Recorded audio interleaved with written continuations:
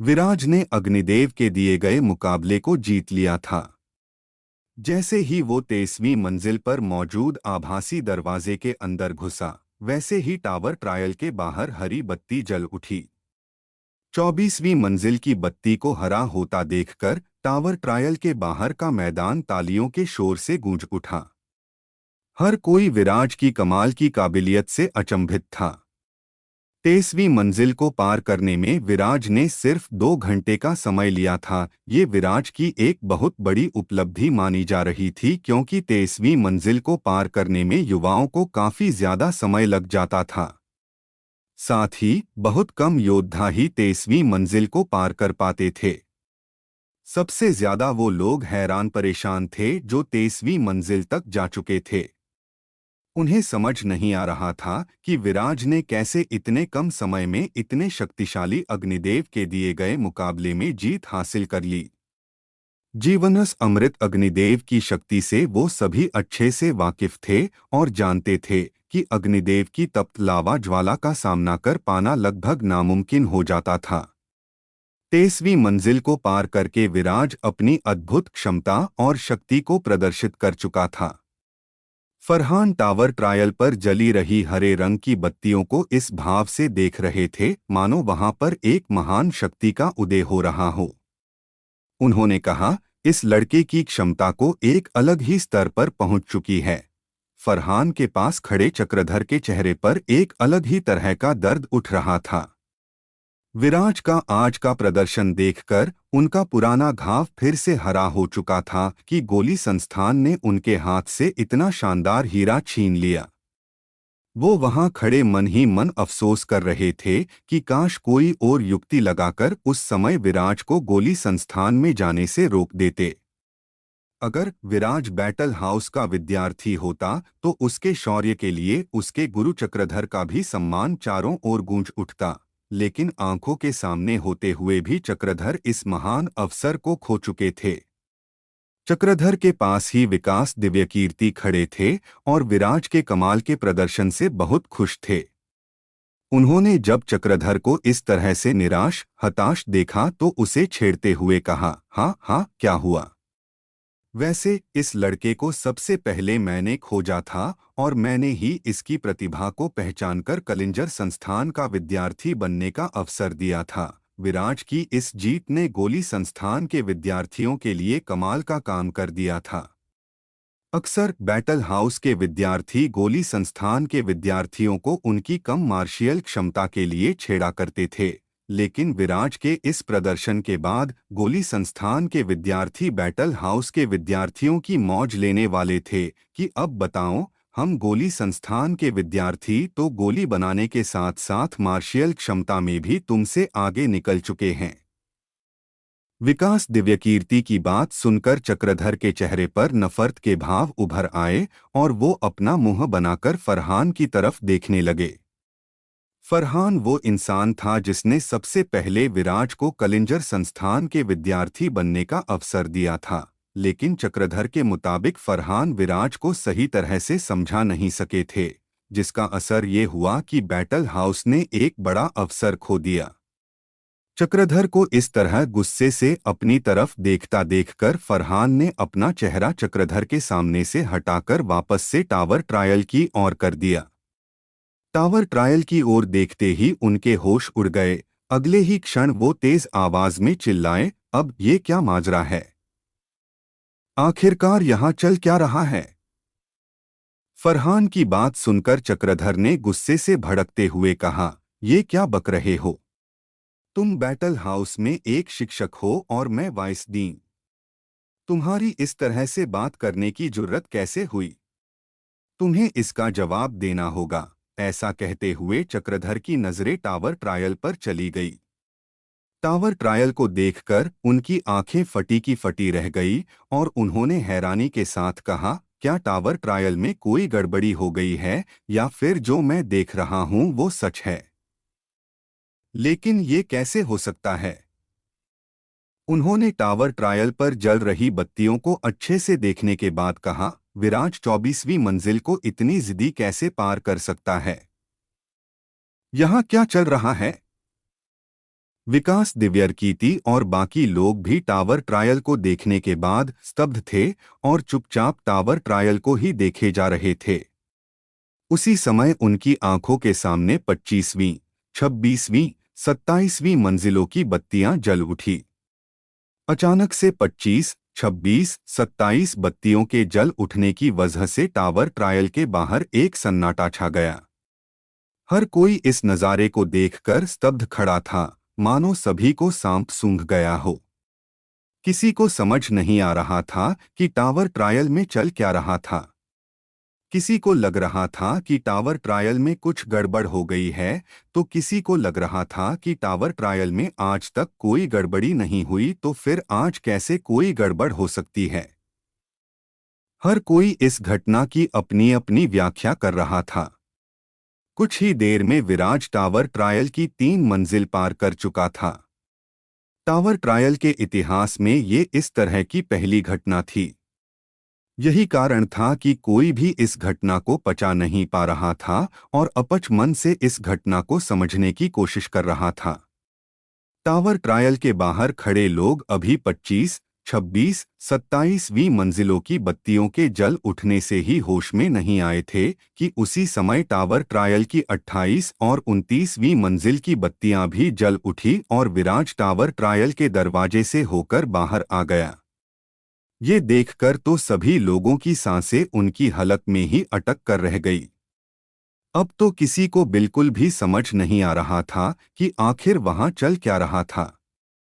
सभी लोग आंखें फाड़े विराज को टावर ट्रायल से बाहर आते ऐसे देख रहे थे, मानो वो किसी इंसान को नहीं, किसी दूसरी दुनिया के एलियन को देख रहे हो, जिसकी शक्ति और क्षमता के बारे में उन्हें कोई ज्ञान नहीं हो। उनके लिए वो परियों के देश का वो शहजादा बन चुका था जो सिर्फ उनकी कहानियों में होता था, हकीकत में नहीं। विराज टावर ट्रायल से बाहर निकलता हुआ बेहद निराशा में खुद से ही बोल रहा था, धत तेरे की, 29वीं मंजिल पर जाने के लिए मार्शियल पूर्वज योद्धा होना जरूरी है। हालांकि विराज समर सिंह की अधूरी तलवार के दम पर 29वीं मंजिल तक पहुंच तो गया था, लेकिन वहां पहुंचते ही एक सुनहरे रंग की तेज रोशनी उसके शरीर पर पड़ी और वो टावर ट्रायल के दरवाजे से बाहर हो गया। विराज को समझ आ रहा था कि वो उस सुनहरे रंग की रोशनी से तुरंत मारा गया था और इस वजह से हारकर टावर ट्रायल से बाहर निकाल दिया गया था। विराज भले ही अंदर से थोड़ी निराशा और हताशा महसूस कर रहा था, लेकिन उसके चारों ओर का माहौल तो कोई और ही कहानी रच और गढ़ रहा था। विराज को देखते ही तालियों का सैलाब वहां उमड़ पड़ा। हर कोई विराज के सम्मान में उठ खड़ा हुआ और विराज को प्रोत्साहित करने के लिए जो कुछ भी वो सभी कर सकते थे, वो कर रहे थे। विराज के नाम का शोर वहां चारों ओर मच उठा। विराज की उपलब्धि ने सभी को अचंभे में ला दिया था।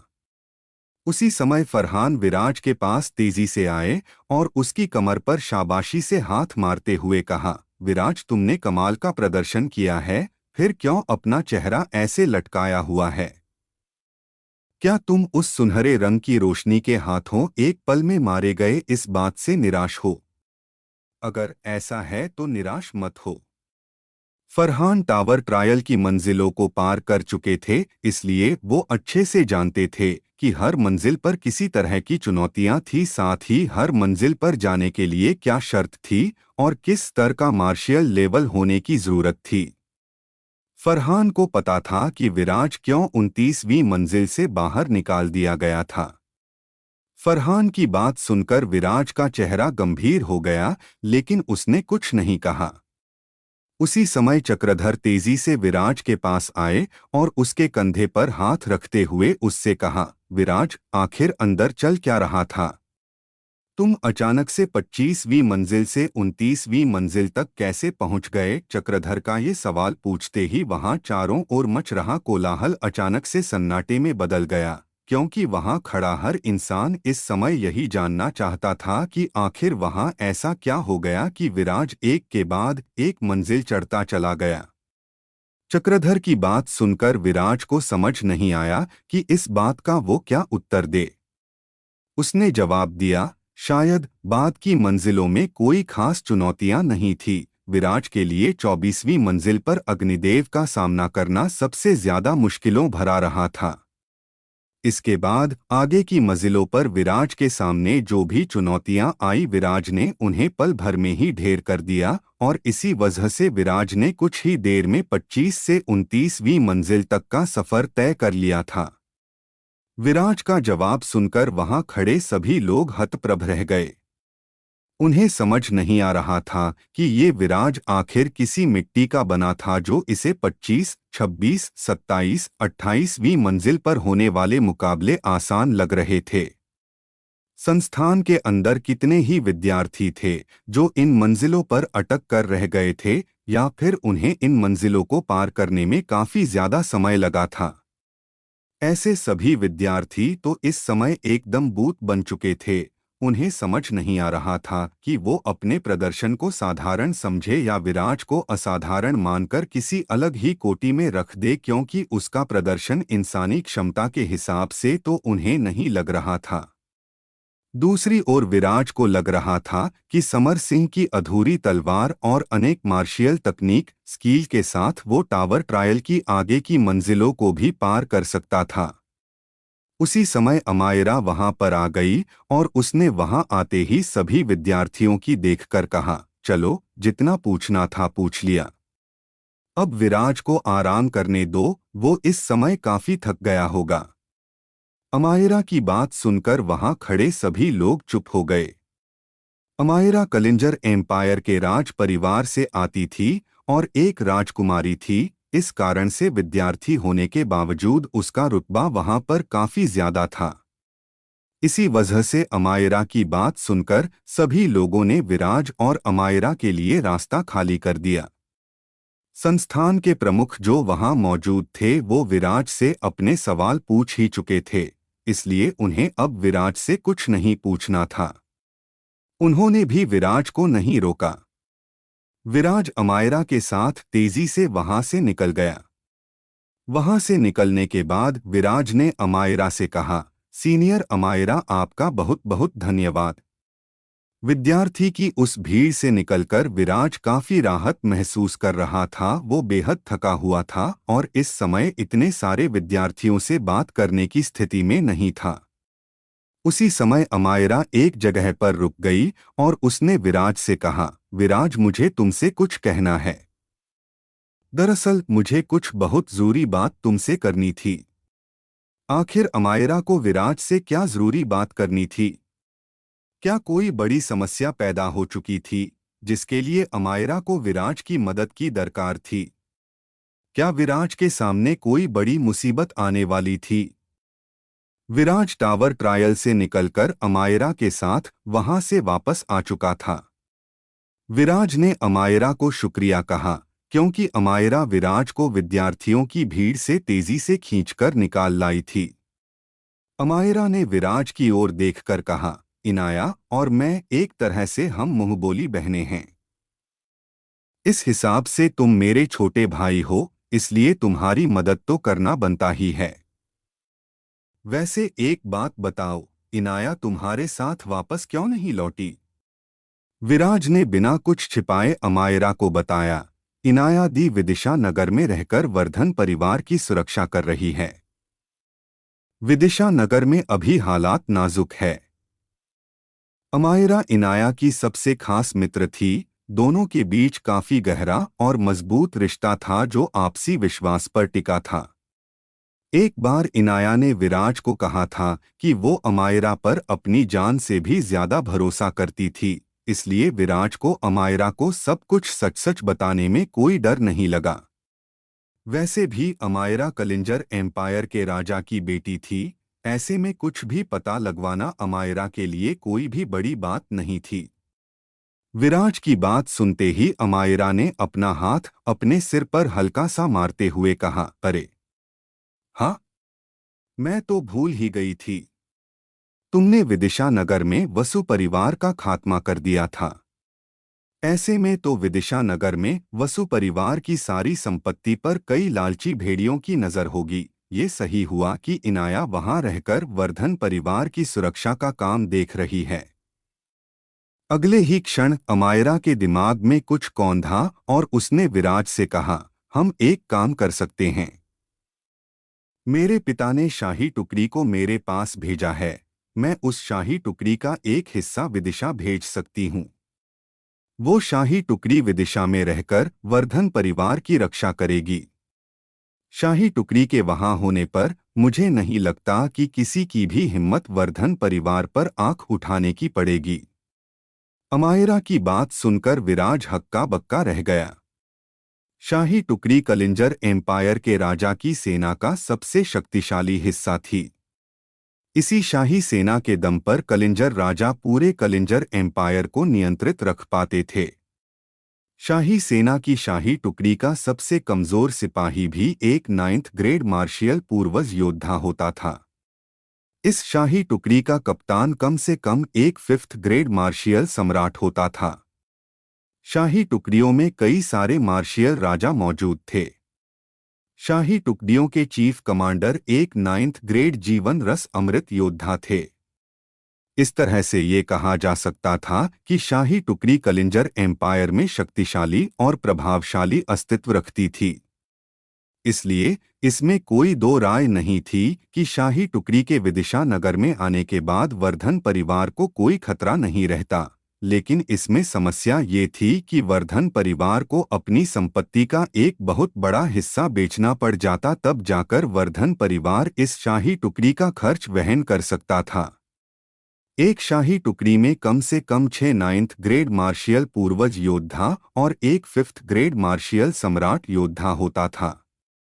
ये सब सोचकर विराज ने जवाब दिया, मैं सीनियर अमायरा के इस विशेष स्नेह के लिए दिल से आभारी हूँ, लेकिन मुझे लगता है कि शाही टुकड़ी को सीनियर अमायरा की सुरक्षा के लिए भेजा गया है, इसलिए उसका यही रहकर आपकी सुरक्षा करना ज्यादा बेहतर रहेगा।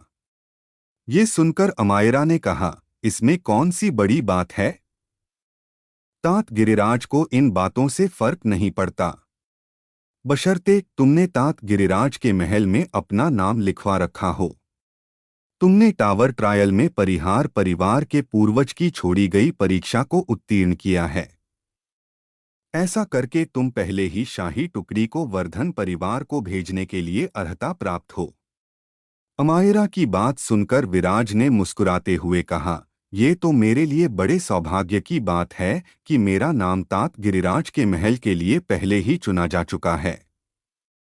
लेकिन वर्धन परिवार शाही टुकड़ी के खर्चों को वहन करने में सक्षम नहीं है। विराज की बात सुनकर अमायरा ने कहा, अच्छा तो ये बात तुम्हें खटक रही थी। हाँ, ये बात भी ठीक ही है कि शाही टुकड़ी कलिंजर एम्पायर में जगह जगह सुरक्षा देने के लिए जाती है, और जिसकी सुरक्षा के लिए जाती है उसे ही शाही टुकड़ी के खर्चों को वहन भी करना पड़ता है। लेकिन इसके कुछ अपवाद भी है। जैसे कि मेरा ही उदाहरण लो, मेरी सुरक्षा के लिए भेजी गई शाही टुकड़ी सीधे कलिंजर एम्पायर के महाराजा से संबंधित है।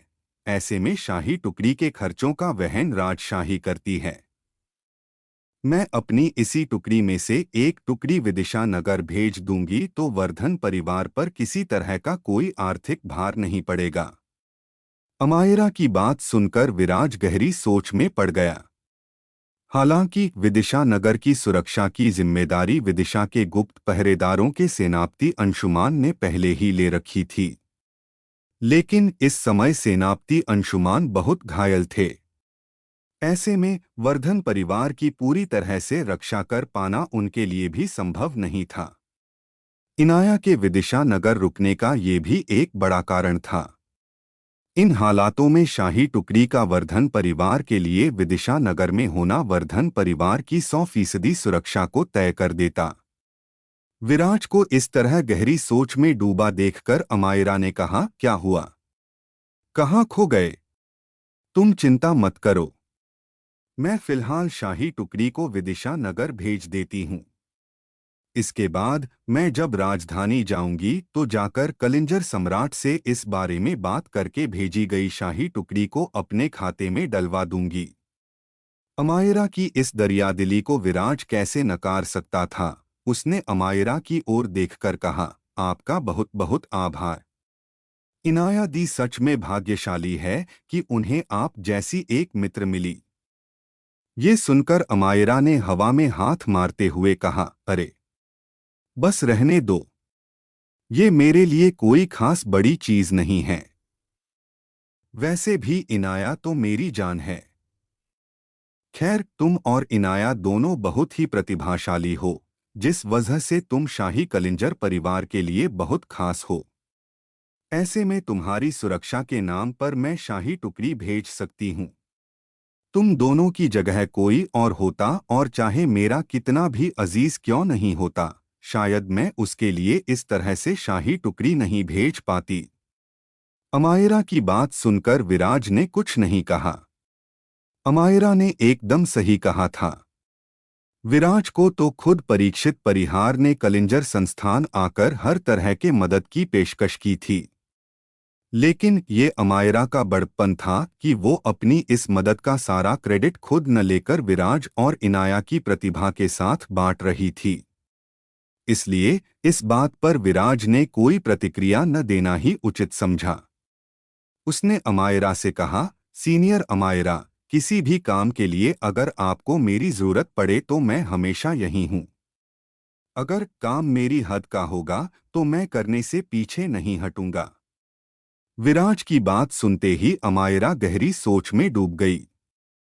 कुछ देर तक सोचने के बाद अमायरा ने कहा, विराज, वैसे एक काम तो है जहां मुझे सच में तुम्हारी जरूरत है। मुझे पता चला है कि चंद्रवंशी परिवार में कुछ चल रहा है।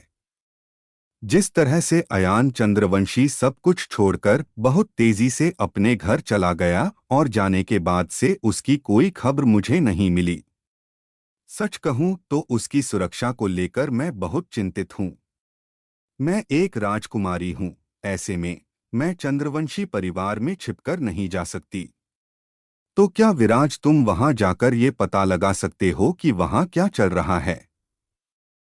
जितनी तुम्हारी शक्ति है, जब तक कि तुम चंद्रवंशी परिवार के साथ किसी विवाद में गहरे न उलझ जाओ, तुम्हारी सुरक्षा को कोई खतरा नहीं हो सकता। अमायरा की बात सुनते ही विराज ने जवाब दिया, सीनियर अयान ने तो कई जगहों पर मेरी बहुत मदद की है। अगर सच में वो किसी खतरे में हैं, तो मैं वहां अवश्य जाऊंगा और सही बात का पता लगाकर आपको इस बारे में सारी जानकारी दूंगा। विराज के अयान चंद्रवंशी के साथ काफी गहरे ताल्लुकात बन चुके थे। विराज के सिर्फ कहने भर से अयान विराज के साथ कई खतरनाक मिशनों पर चल पड़ा था। चंद्रवंशी परिवार कलिंजर एम्पायर के सबसे शक्तिशाली परिवारों में से एक था। ऐसे में अगर अयान चंद्रवंशी परिवार का नेतृत्व करता तो ये चंद्रवंशी परिवार के साथ साथ वर्धन परिवार के लिए भी काफी लाभदायक साबित हो सकता था। इसके साथ ही अमायरा के एहसान को उतारने का भी विराज के लिए ये एक अच्छा मौका बन चुका था। इसलिए विराज ने वहां जाने का निर्णय तुरंत कर लिया। विराज की हाँ सुनकर अमायरा ने राहत की सांस ली और कहा, विराज, तुम सच में इनाया की तरह ही बहुत बहादुर हो और अपने दोस्तों के लिए हमेशा खड़े रहने वाले इंसान हो। विराज, जब तुम चंद्रवंशी परिवार में जाओगे तो बाहर से शाही टुकड़ी तुम्हारी मदद करेगी। अगर सच में चंद्रवंशी परिवार के साथ कुछ गलत हो गया है तो तुम शाही टुकड़ी के साथ संपर्क कर लेना। शाही टुकड़ी अयान को बचाने के लिए हर संभव काम करेगी। विराज ने अपना सिर हिलाते हुए मुस्कुराकर कहा, सीनियर अमायरा, आप चिंता न करें। अगर सच में सीनियर अयान को वहां कोई खतरा हुआ तो मैं कोई न कोई रास्ता निकालकर सीनियर अयान को उस खतरे से बाहर निकाल लाऊंगा। आप निश्चिंत रहे। अगर अमायरा ने विराज से मदद न भी मांगी होती तब भी अयान के खतरे में होने की सूचना मिलते ही विराज चंद्रवंशी परिवार की भूमि की ओर तुरंत निकल पड़ता और अयान को कुछ नहीं होने देता। अगर चंद्रवंशी परिवार की गद्दी पर ऐसा इंसान बैठ जाता जिसके रिश्ते अयान के साथ बहुत कड़वे होते तो इस वजह से वर्धन परिवार के रिश्ते भी उस इंसान के साथ कड़वे ही हो जाते। इससे वर्धन परिवार की सुरक्षा को खतरा पैदा हो सकता था। वर्धन परिवार के अयान के साथ काफी गहरे संबंध बन चुके थे, ऐसे में अयान का विरोधी अयान को हटाकर खुद सत्ता पर बैठ जाता तो वो अयान के दोस्त वर्धन परिवार को भी मारने डालने की कोशिश करता। दोस्त का दोस्त आखिरकार दुश्मन जो होता है। विराज की नज़र में दुश्मन को बीज रहते ही खत्म कर देना बेहतर होता है। जैसे जैसे दुश्मन शक्तिशाली होता जाएगा वैसे वैसे उसका खतरा बड़ा होता चला जाएगा। इसलिए विराज किसी भी हाल में नहीं चाहता था कि अयान के दुश्मनों के हाथों में चंद्रवंशी परिवार की बागडोर चली जाए। अमायरा ने अपनी यूनिवर्स रिंग से एक काले रंग का टोकन बाहर निकाला और उसे विराज को देते हुए कहा, इस टोकन को ले लो। इस टोकन को लेकर जाकर राजधानी के सेना प्रांत प्रमुख को दे देना और उनसे एक शाही टुकड़ी ले लेना जो तुम्हारे साथ बाहर से संपर्क बनाकर रखेगी जब तुम चंद्रवंशी परिवार के अंदर जाओगे। विराज ने अमायरा से टोकन लिया और सीधे अपने कमरे पर चला गया। काफी देर हो चुकी थी, इसलिए वो कमरे में जाते ही सो गया। सुबह जल्दी उठकर वो संस्थान के मुख्य द्वार से होकर टेलीपोर्ट रचनाकार टावर पहुंच गया। जैसे ही विराज टावर ट्रायल पर पहुंचा गोल्डन पंख पहले ही वहां पहुंच चुका था। गोल्डन पंख को देखते ही विराज के चेहरे पर खुशी जगमगाने लगी। गोल्डन पंख ने अग्निदेव के साथ हुए मुकाबले में कमाल की प्रतिभा का प्रदर्शन किया था। बिना कोई देर किए विराज गोल्डन पंख को लेकर टेलीपोर्टेशन करके राजधानी पहुंच गया। विराज कलिंजर एम्पायर की राजधानी आ चुका था। ये पहली बार था जब वो किसी शाही परिवार के आंतरिक मामलों में दखल देने यहाँ आया था। अमायरा के अनुसार चंद्रवंशी परिवार आंतरिक कलह से जूझ रहा था, तो क्या विराज अयान तक पहुंच पाएगा और अयान तक पहुंचकर क्या उस आंतरिक कलह से लड़ने में अयान की मदद कर पाएगा? क्या विराज किसी गहरी साजिश का हिस्सा बनने जा रहा था? विराज और गोल्डन पंख राजधानी आ चुके थे। वो तेजी से कलिंजर एम्पायर के शासक के सेना मुख्यालय जा रहे थे। वहां जाकर वो अमायरा का दिया काले रंग का टोकन दिखाकर शाही टुकड़ी की मदद लेने वाले थे। उसी समय राजधानी के वसु परिवार के एक गुप्त चैम्बर में कुछ लोग बैठे किसी मुद्दे पर गंभीरता से विचार कर रहे थे। उस गुप्त चैम्बर के ठीक बीच में वसु परिवार के मुखिया मारिच वसु खड़े थे। उस चैम्बर में कुछ चमकने वाले मोती रखे थे, जिससे उस पूरे चैम्बर में हल्की हल्की रोशनी आ रही थी। उसी चैम्बर के एक कोने में बर्फ से ढकी एक आकृति बैठी थी। वो आकृति वसु परिवार के पूर्वज और कलिंजर एम्पायर के 7 संस्थापकों में से एक महासेना वसु की थी। मारिच वसु के सामने एक काले रंग की पोशाक पहने इंसान घुटनों के बल बैठा था। सर झुकाए बैठे उस काली पोशाक वाले इंसान ने बिना अपना सिर ऊपर उठाए घबराई आवाज में कहा, श्रीमंत मुखिया, वर्धन परिवार का वो लड़का विराज राजधानी आ चुका है। ये सुनते ही मारिच वसु की आंखें अचानक से चमक उठी और उसने सवाल पूछा, क्या वो अकेला आया है? मारिच वसु का सवाल सुनकर काली पोशाक पहने इंसान ने जवाब दिया, कुल मिलाकर 2 लोग हैं। विराज के साथ एक लड़का भी आया है। हालांकि उस लड़के के बारे में अभी तक कोई जानकारी हमारे पास नहीं है। इतने शक्तिशाली युवा योद्धा को इससे पहले कभी भी राजधानी में नहीं देखा गया। उस लड़के के बारे में जो इकलौती जानकारी हमारे पास है वो ये है कि ये लड़का दानव प्रजाति से संबंधित है।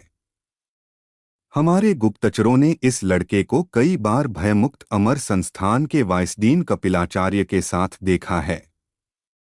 दानव प्रजाति, भयमुक्त अमर संस्थान, ये सुनते ही मारिच वसु के चेहरे पर भ्रिकुटियां तन उठी। उसका चेहरा तनाव से भर उठा। दानव प्रजाति और मानव प्रजाति का हमेशा से ही मित्रता का साथ रहा था। दानव प्रजाति ने हमेशा मानव प्रजाति के मुश्किल समय में उनका साथ दिया था। इसी वजह से ये नामुमकिन था कि किसी भी तरह से दानव प्रजाति के साथ संबंध समाप्त कर दिए जाएं। मारिच वसु सोचने लगा, उफ़, अगर ये दानव प्रजाति का कोई साधारण योद्धा होता तो उसे चुपचाप मरवा देता, लेकिन भयमुक्त अमर संस्थान, ये मामला तो बहुत जटिल और चुनौती भरा होने वाला है। भयमुक्त अमर संस्थान का नाम तो कलिंजर संस्थान से भी कहीं ज्यादा ऊंचा है। ये संस्थान दानव प्रजाति का तो आन बान और शान है। ऐसे में भयमुक्त अमर संस्थान के वाइस डीन का रुतबा तो दावन प्रजाति में बहुत ऊपर है। इन हालातों में अगर भयमुक्त अमर संस्थान के वाइस डीन कपिलाचार्य को कुछ हो जाता है तो इस घटना को दानव प्रजाति पूरे दानव समाज पर हुए हमले के रूप में देखेगी। दानव प्रजाति के सामने वसु परिवार टिक नहीं पाएगा, भले ही हमारे पास संत स्तर तक के योद्धा ही क्यों न आ जाएं। नहीं, इस कपिलाचार्य से सीधे लड़ने में तो नुकसान हमारा ही हो जाएगा। मारीच वसु ने काली पोशाक इंसान को देखकर उसे आज्ञा दी, जाओ और पता लगाओ कि वो वर्धन परिवार का लड़का राजधानी में करने क्या आया है। साथ ही विराज के साथ आए उस लड़के के बारे में भी जल्द से जल्द पता करो। ऐसा कहकर मारीच वसु के शरीर से कातिलाना आभा निकलने लगी। मारीच वसु की बात सुनकर काली पोशाक इंसान ने अपनी गर्दन नीचे किए ही कहा, जी श्रीमंत। ऐसा कहकर वो उठा और वहां से चला गया। काली पोशाक के चले जाने के बाद मारीच वसु ने लंबी गहरी सांस ली और व्यग्रता के साथ उस चेंबर में इधर-उधर चक्कर लगाने लगा। उसी समय बर्फ की मूर्ति के अंदर से महासेना वसु की आवाज आई, धैर्य रखो, समय के साथ सब स्पष्ट हो जाएगा। अगर बात हद से आगे बढ़ने लगेगी तो हम भूत या हड्डी प्रजाति को कहकर वर्धन परिवार के उस लड़के और उसका साथ देने वालों को मरवा देंगे। ये सुनकर हल्की झल्लाहट के साथ मारीच वसु ने कहा, क्या सिर्फ यही तरीका बचा है? हमने कितनी ही बार उस विराज को मारने की कोशिश की, लेकिन हर बार नतीजा निराशाजनक ही रहा। भूत प्रजाति के हत्यारे भी उसके हाथों मारे गए। मारीच वसु की झल्लाहट समझकर महासेना वसु ने कहा, इतनी चिंता मत करो मारीच वसु। इतनी छोटी छोटी बातों पर अगर तुम इस तरह से अपना धैर्य खो दोगे तो बड़ी मुश्किलों में क्या करोगे। तुम वसु परिवार के मुखिया हो, अपने आप को थोड़ा धैर्यवान बना। इस लड़के की शक्ति को हमने अब तक कम आंका था, इसलिए ये लड़का जीत पा रहा था। अगली बार हम भूत या हड्डी प्रजाति के ज्यादा शक्तिशाली हत्यारों को भेजेंगे। वसु परिवार हमेशा से ही भूत और हड्डी प्रजाति की मदद लेता आया था और ये बात अब पूरी तरह से जगजाहिर हो चुकी थी, लेकिन इससे भी वसु परिवार भूत प्रजाति और हड्डी प्रजाति से मदद लेने में नहीं हिचक रहा था। मारीच वसु ने शांत होने की कोशिश करते हुए कहा, इष्ट, हम क्या करें? क्या एक छोटे से लड़के से हारकर ऐसे ही चुपचाप बैठकर तमाशा देखते रहे? ऊपर से अब ये भयमुक्त अमर संस्थान की नई मुसीबत आ गई है। समझ नहीं आ रहा कि इस लड़के विराज को भयमुक्त अमर संस्थान का साथ कहाँ से मिल गया। सच में ये लड़का कुछ ज्यादा ही अच्छा भाग्य लेकर आया है। मारीच वसु की झल्लाहट भांपकर महासेना वसु ने कहा, एक बात का याद रखना मारीच, विजेता वो नहीं होता जो शक्तिशाली होता है, विजेता वो होता है जो जानता है कि कब किस प्यादे को कैसे चलना है। मैंने अपने जीवन में अपने से ज्यादा शक्तिशाली कई योद्धाओं को मौत के घाट उतारा है। भूत प्रजाति और हड्डी प्रजाति का हमेशा से ही दानव प्रजाति के साथ 36 का आंकड़ा रहा है। जरा सोचो, अगर उस विराज का साथ देने वाले कपिलाचार्य की मौत भूत प्रजाति या हड्डी प्रजाति के किसी हत्यारे के हाथों हो भी जाती है तो इससे वसु परिवार का क्या नुकसान होगा? दानव प्रजाति क्या करेगी? वो कपिलाचार्य की मौत का बदला लेने के लिए ज्यादा से ज्यादा भूत प्रजाति या हड्डी प्रजाति कुछ योद्धाओं को मार डालेगी। कुछ योद्धाओं के मारे जाने से भूत प्रजाति या हड्डी प्रजाति को कोई फर्क नहीं पड़ेगा। ऐसे में भूत प्रजाति या हड्डी प्रजाति के साथ हमारी मित्रता पर भी कोई असर नहीं पड़ेगा। बस हम सही समय पर कुछ कीमती उपहार भूत प्रजाति और हड्डी प्रजाति के कुछ प्रमुखों को भेज देंगे। मामला कुछ ही दिनों में पूरी तरह से शांत हो जाएगा। महासेना वसु की बात सुनकर कुछ देर सोचने के बाद मारीच वसु ने कहा, तो फिर मुझे जाकर सभी जरूरी कार्यों को पूरा करना चाहिए। इस पर महासेना वसु ने कहा, बिल्कुल। एक बात का ध्यान रखो मारीच, हमारा 1000 साल का परछाई संरक्षण समाप्त हो रहा है। इस समय हम कोई भी गलती नहीं कर सकते। हमें अपनी एक एक चाल को बहुत सोच समझकर चलना होगा। मारीच वसु ने कहा, मुझे आपका आशय समझ आ रहा है। ऐसा कहकर मारीच वसु उस गुप्त चैम्बर से बाहर चला गया। मारीच वसु के वहां से जाते ही उस गुप्त चैम्बर में चमक रहे मोती किसी अज्ञात शक्ति के प्रभाव से चमकना बंद हो गए और ऐसा होते ही उस गुप्त चैम्बर में घना अंधेरा छा गया। राजधानी की सड़कों पर विराज गोल्डन पंख के साथ तेजी से आगे बढ़ता जा रहा था। जल्दी ही वो दोनों लोग राजधानी के दक्षिण में बसे राजकुमारी अमायरा के महल के नजदीक पहुंच गए। राजकुमारी अमायरा का महल कलिंजर एम्पायर की राजधानी के एक बहुत बड़े हिस्से में फैला था।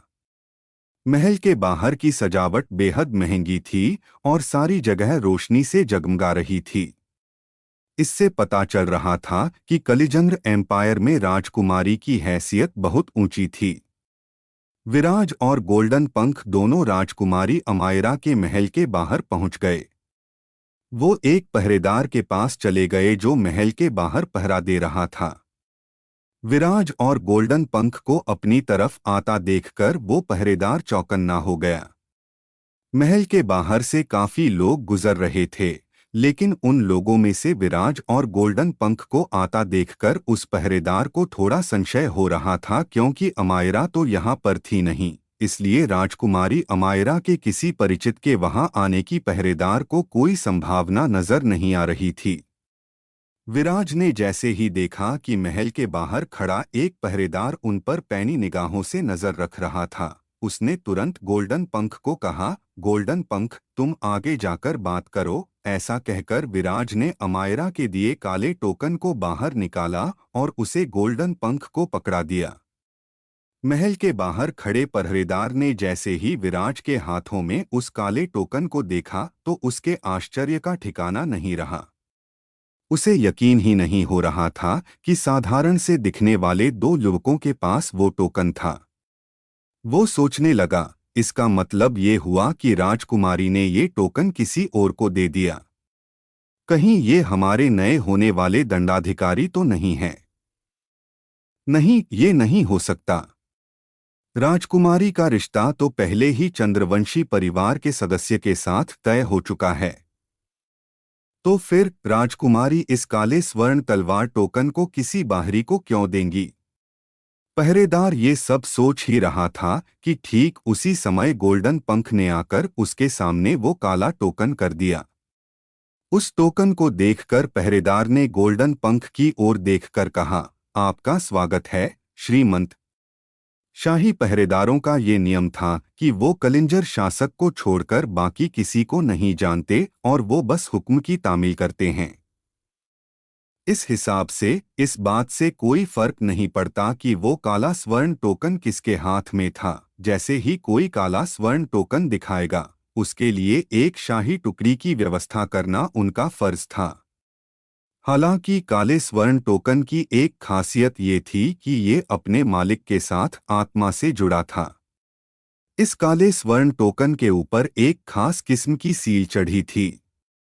टोकन का मालिक जब तक अपनी आत्मा की शक्ति से उस सील को तोड़कर इसे किसी और को नहीं दे देता था, तब तक उसका टोकन का इस्तेमाल नहीं किया जा सकता था। अगर कोई छल से इस टोकन को चुराने की कोशिश करता तो इस टोकन पर चढ़ी सील इस टोकन को तुरंत नष्ट कर डालती। इस वजह से पहरेदार को इस बात का तनाव नहीं था कि कोई गलत इरादों को अंजाम देने के लिए बल या छल से इस काले टोकन को हासिल कर सकता था और इस तरह शाही टुकड़ी का दुरुपयोग कर सकता था। गोल्डन पंख ने शाही सेना के पहरेदार को कहा, मुझे शाही टुकड़ी के सैनिक और हथियारों की जरूरत है। इस शाही टुकड़ी के साथ हम चंद्रवंशी परिवार में जाकर अयान चंद्रवंशी को वापस लेकर आएंगे। गोल्डन पंख को किसी बात से कोई मतलब नहीं था। शाही टुकड़ी, शाही सेना, कलिंजर एम्पायर किसी से नहीं। उसे तो बस अपने उस्ताद से मतलब था। जब तक उसका उस्ताद सुरक्षित था उसे कोई चिंता नहीं थी। गोल्डन पंख की बात सुनकर पहरेदार ने गोल्डन पंख और विराज को गहरी नजर से देखा और फिर कहा, जैसा श्रीमंत की आज्ञा। ऐसा कहकर वो पहरेदार महल के अंदर चला गया। कुछ देर बाद वो पहरेदार वापस लौट आया। उसके साथ एक शाही टुकड़ी थी। उस शाही टुकड़ी में काले रंग की युद्ध पोशाक पहने 7 सैनिक थे। उस शाही टुकड़ी के महल से बाहर आते ही महल के बाहर से गुजर रहे लोग वहीं ठहर गए और उस शाही टुकड़ी को देखने लगे। विराज अमायरा के कहने पर राजधानी शाही टुकड़ी लेने चला गया था। यहाँ से विराज चंद्रवंशी परिवार जाकर अयान को वापस लाने वाला था। तो चंद्रवंशी परिवार में विराज के साथ क्या क्या होने वाला था? क्या विराज चंद्रवंशी परिवार में जाकर अयान की मदद कर पाएगा और उसे चंद्रवंशी परिवार का युवराज बनने में मदद दे पाएगा? विराज और गोल्डन पंख अमायरा के महल के बाहर खड़े थे। गोल्डन पंख के काले स्वर्ण टोकन को दिखाने की वजह से शाही सेना की एक शाही टुकड़ी महल के बाहर उन दोनों के लिए आ चुकी थी। उस शाही टुकड़ी को देखकर महल के बाहर से गुजर रहे लोग वहीं ठहर गए और शाही टुकड़ी को विराज और गोल्डन पंख के पीछे देखकर हैरान रह गए। 2 अजनबी लोग शाही टुकड़ी को अपने साथ लेकर जा रहे थे। ये बात सभी के लिए रहस्यमयी सनसनी की तरह कौतूहल से भरी हुई थी। सभी लोग टकटकी लगाए विराज और गोल्डन पंख की ओर देखने लगे और ये जानने की कोशिश करने लगे कि बाहरी दिख रहे ये दोनों युवा आखिर कौन हो सकते थे। शाही टुकड़ी के उनके पास आ जाने के बाद गोल्डन पंख सवालिया नजरों से गोल्डन पंख की ओर देखने लगा और उसने कहा, उस्ताद, अब क्या करना है? वहां बड़ी संख्या में लोगों के इकट्ठा हो जाने की वजह से विराज वहां से जल्द निकल जाना चाह रहा था। उसने गोल्डन पंख से कहा, शाही टुकड़ी को मेरे साथ लेकर शहर के बाहर तेजी से चलना है। ऐसा कहकर विराज तेजी से मुड़ा और वहां से आगे की ओर बढ़ गया। विराज की बात सुनकर गोल्डन पंख सभी 7 शाही टुकड़ी के सैनिकों को लेकर विराज के पीछे चल पड़ा।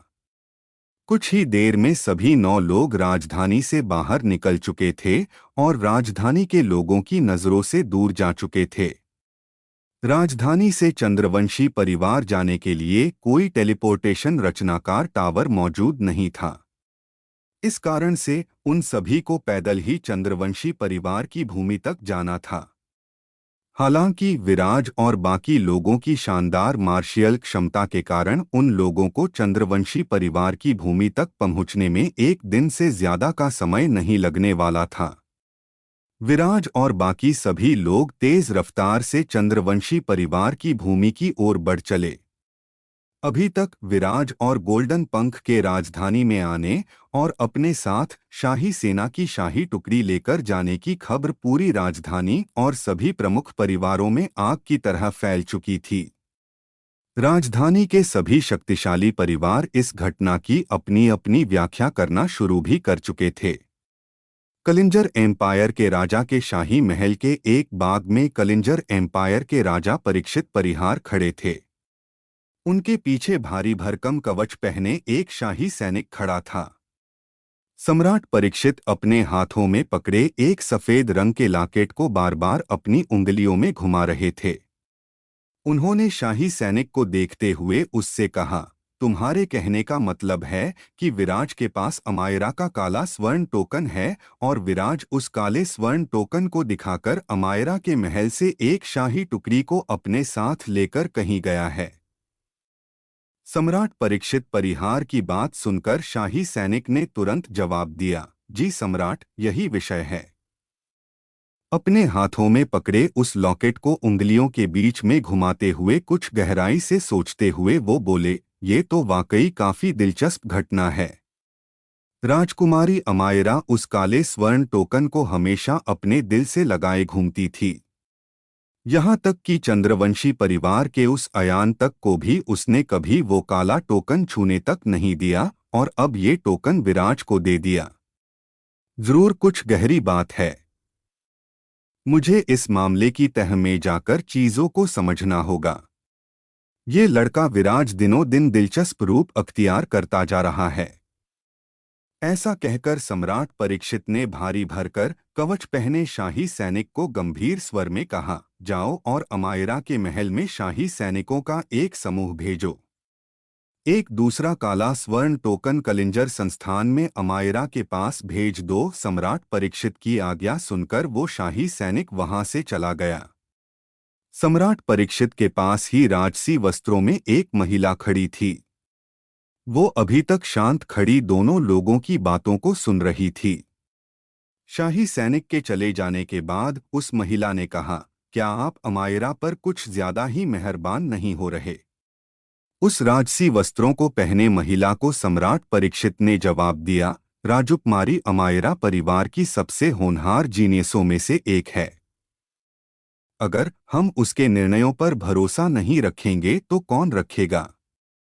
हमें अमायरा की काबिलियत और फैसले लेने की उसकी समझदारी पर पूरा यकीन है। वो लड़का विराज कोई साधारण लड़का नहीं है। उस लड़के ने वो कर दिखाया था जो कोई नहीं कर पाया था। हमें मालूम है कि तुम्हें अमायरा से थोड़ी शिकायत रहती है, लेकिन तुम्हें हमेशा अपनी खुद की पहचान को नहीं भूलना चाहिए। मैं उम्मीद करता हूं कि तुम कोई गलती नहीं करोगी। ऐसा कहकर सम्राट परीक्षित उस महिला को वहीं छोड़कर वहां से चले गए। सम्राट परीक्षित के जाने के बाद उस महिला के चेहरे पर मनहूस भाव उभरने लगे।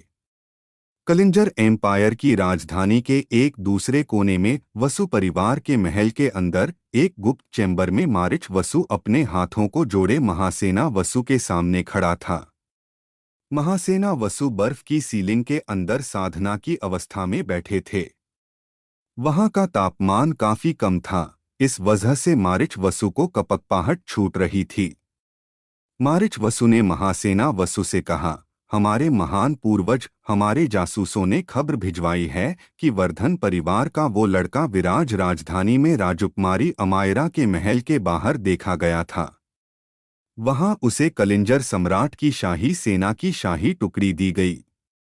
उस शाही टुकड़ी को लेकर उसने राजधानी छोड़ दी। बर्फ की सीलिंग के अंदर बंद साधना की अवस्था में बैठे महासेना वसु पर ये शब्द बिजली की तरह गिरे।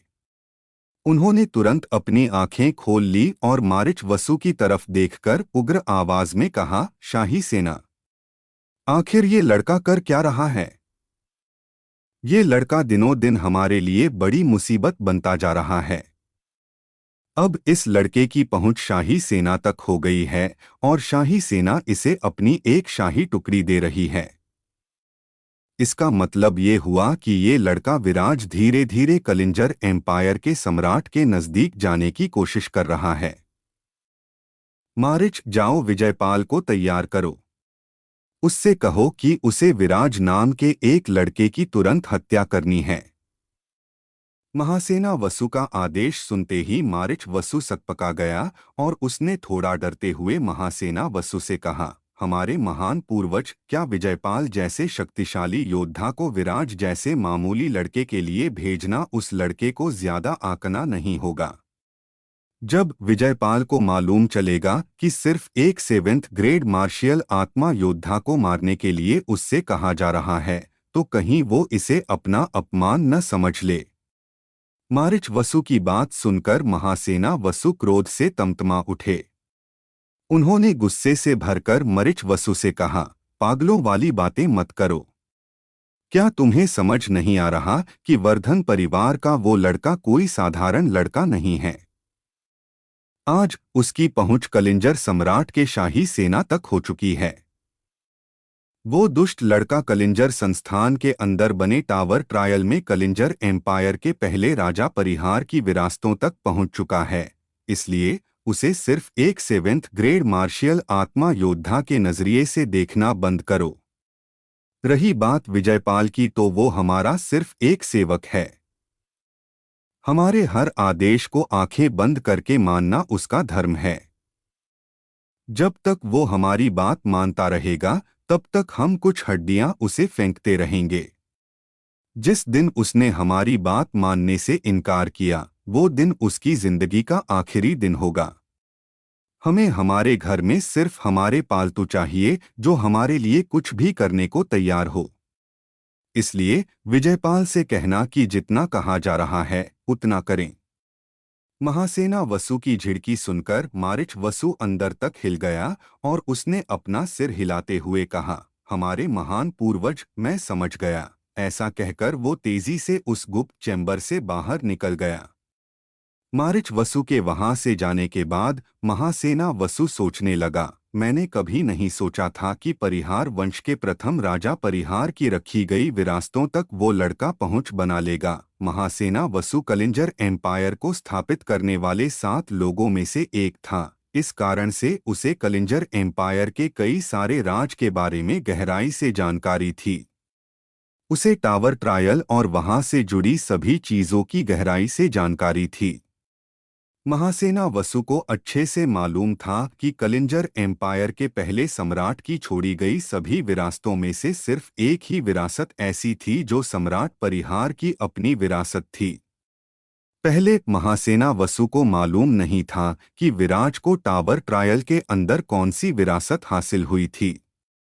लेकिन शाही टुकड़ी के विराज के साथ जाने के बाद महासेना वसु को समझ आ रहा था कि विराज को जरूर सम्राट परिहार की छोड़ी गई अपनी इकलौती विरासत ही विराज को मिली थी। यही कारण रहा होगा जो सम्राट परीक्षित परिहार ने विराज के साथ शाही सेना की एक टुकड़ी भेज दी। महासेना वसु को लग रहा था कि राजकुमारी अमायरा ने भले ही विराज को टोकन देकर शाही टुकड़ी लेने के लिए भेजा था, लेकिन बिना सम्राट परीक्षित परिहार की सहमति के वो ऐसा हरगिज नहीं कर सकती थी। हालांकि इस बार महासेना वसु बिल्कुल गलत अंदाजा लगा रहे थे। भले ही विराज ने सम्राट परिहार के द्वारा छोड़ी गई परीक्षा को उत्तीर्ण कर लिया था, लेकिन सच्चाई ये थी कि खुद सम्राट परीक्षित परिहार भी विराज की मदद करके वसु परिवार का खात्मा ही चाहते थे। इसके साथ ही विराज वर्धन परिवार का ही एक वंशज था। ये बात पूरे कलिंजर एम्पायर में फैल चुकी थी। ऐसे में सम्राट परिहार परीक्षित तक भी ये बात पहुंच चुकी थी। लेकिन महासेना वसु ये अंदाजा नहीं लगा सके। कलिंजर एम्पायर के दक्ष परिवार के महल के अंदर मुख्य हॉल में कुछ हलचल हो रही थी। यश दक्ष मुख्य हॉल में बैठे हुए थे। उसके सामने एक जासूस खड़ा था। यश दक्ष के हाथों में एक काले सिल्क के कपड़े से बनी एक रहस्यमयी किताब थी। उसने जासूस की ओर पैनी निगाहों से देखकर कहा, तुम्हारे कहने का मतलब ये है कि राजकुमारी के महल से एक शाही टुकड़ी को अनुज विराज के साथ कहीं पर भेजा गया है। यश की बात सुनकर जासूस ने तुरंत जवाब दिया, जी श्रीमंत, हमारी सूचना पक्की है। वर्धन परिवार के विराज के पास राजकुमारी अमायरा का दिया हुआ काला स्वर्ण टोकन था। उस टोकन को दिखाकर विराज शाही टुकड़ी को अपने साथ कहीं पर लेकर गए हैं। जासूस की बात सुनकर यश दक्ष ने कहा, दिलचस्प। इनाया का भाई विराज एक बेमिसाल प्रतिभा का धनी युवा है। ऐसी महान प्रतिभा का अपने साथ होने पर बहुत से लाभ हो सकते हैं। ऐसा कहकर यश दक्ष के अंदर कुछ मचलने लगा और वो सोचने लगे, अगर मैं विराज की शादी अपनी छोटी बहन शनाया के साथ करा दूं तो कैसा रहेगा। ऐसा शक्तिशाली दामाद पाकर भविष्य में दक्ष परिवार के पास कलिंजर एम्पायर का सबसे शक्तिशाली योद्धा होगा। मुझे एक बार इस बारे में शनाया से बात कर लेनी चाहिए। देखता हूं उसकी इस बारे में क्या राय है। यश दक्ष ने हमेशा ही विराज की क्षमता को सही आंका था। यही वजह थी कि यश दक्ष ने बहुत पहले ही विराज को टोकन देकर उसे अपना मेहमान बना लिया था और अब तो यश दक्ष को यकीन हो चला था कि विराज के नेतृत्व में वर्धन परिवार फिर से अपनी पुरानी शक्ति और सामर्थ्य को हासिल कर लेगा। ये सब सोचते हुए यश दक्ष सीधे शनाया के कमरे की ओर बढ़ चले ताकि शनाया से पूछकर इस बारे में उसकी राय जान सके। यश दक्ष शनाया की शादी विराज से करवाकर विराज को अपना दामाद बनाने की सोच रहा था, तो क्या शनाया विराज से शादी करने के लिए हाँ कहने वाली थी या फिर ना कहकर यश दक्ष की इस योजना को नकार देने वाली थी। यश दक्ष शनाया के कमरे में चला गया और वहां जाकर उसने शनाया से कहा, विराज तुम्हें कैसा लगता है? मैं सोच रहा था कि विराज के साथ शादी को लेकर तुम्हारी क्या राय है? यश दक्ष का इतना प्रत्यक्ष प्रश्न सुनकर शनाया सकपका गई। विराज उसकी नजरों में एक अच्छा लड़का था, लेकिन उसने कभी भी इन नजरों से विराज को नहीं देखा था। ऐसे में बड़े भाई के मुंह से ये सुनकर वो पूरी तरह से असहज हो गई और बात को पलटने के लिए उसने कहा, क्या भैया आप कुछ भी सोचने लगते हैं? मेरी फिक्र करने की जरूरत नहीं।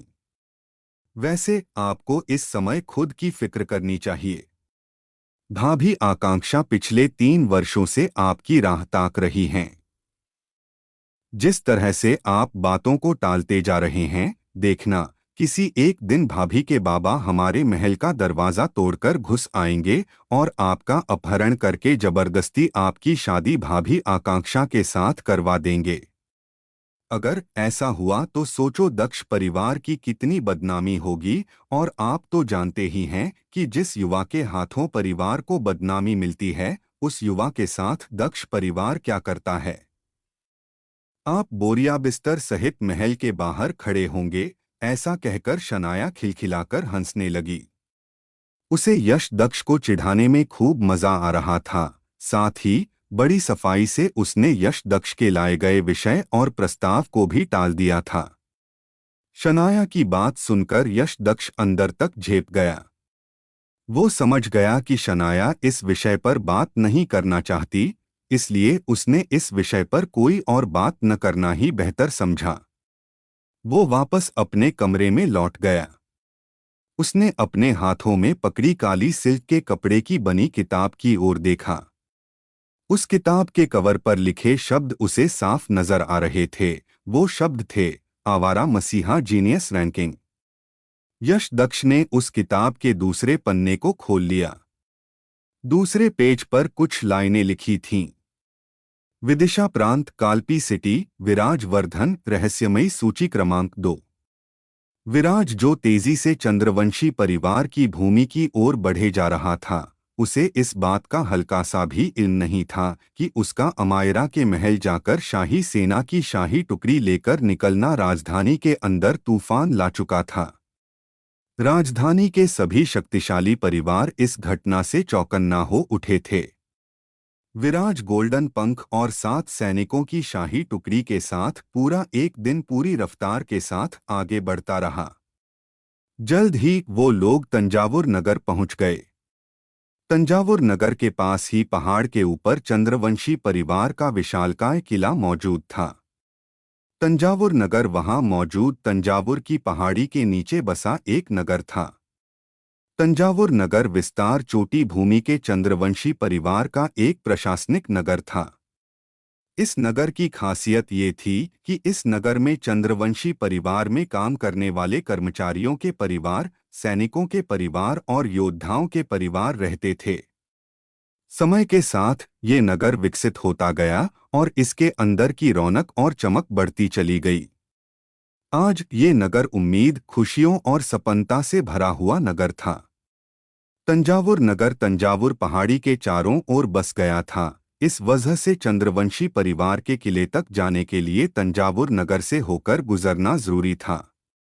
इससे चंद्रवंशी परिवार पर चोरी छिपे हमला करना संभव नहीं रह गया था। एक पूरे नगर से चोरी छिपे बिना कोई शोर मचाए निकलना लगभग नामुमकिन ही था।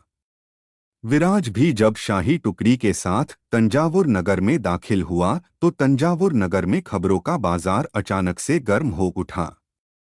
नगर के सभी लोगों की नजरें विराज और उसके साथ आए लोगों पर जा टिकी।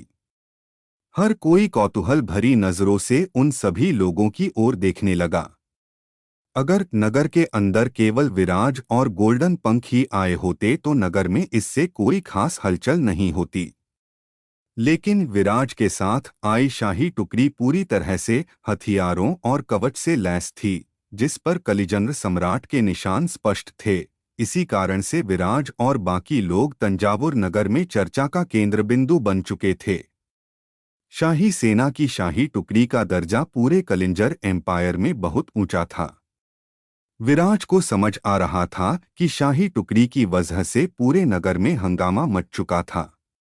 विराज ने गोल्डन पंख की ओर देखा और कहा, शाही टुकड़ी को लेकर जाओ और किसी सुरक्षित स्थान पर ठहराओ।